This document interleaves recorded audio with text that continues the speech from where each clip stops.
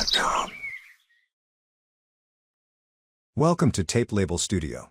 In this quick tutorial, we'll show you how to continue printing labels on a partially used sheet using the starting point feature. No wasted labels, no guessing. Just pick up exactly where you left off. Start by launching the automatic mode editor. Open a configuration you've used before, for example, a set where you previously printed the first 10 labels. These are the labels you printed last time, TLS 100L9 to TLS 109L9.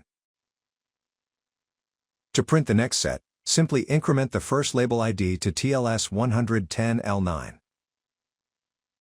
Tape Label Studio will generate the next 10 labels, continuing your sequence without overlap.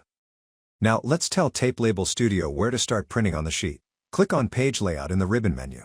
Find the starting point option and set it to 11, so the new labels begin after the previously printed ones. We'll revert this setting for now to show you an alternative method. Hang on. Prefer a more visual method?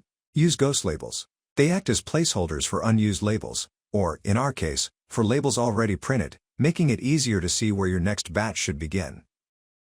To use GhostLabels, click the GhostLabels button in the ribbon menu. Unused label positions will now be shown as placeholders with a small ghost icon. These ghost labels are purely visual, they won't be printed or exported.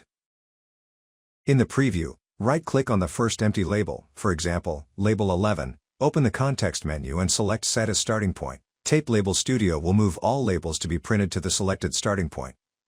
Review your print preview to ensure everything looks right, then hit Print, and your next batch of labels will be placed perfectly. Want more helpful tips? Subscribe to our channel and get the most out of Tape Label Studio. Visit tapelabelstudio.com for more guides and downloads.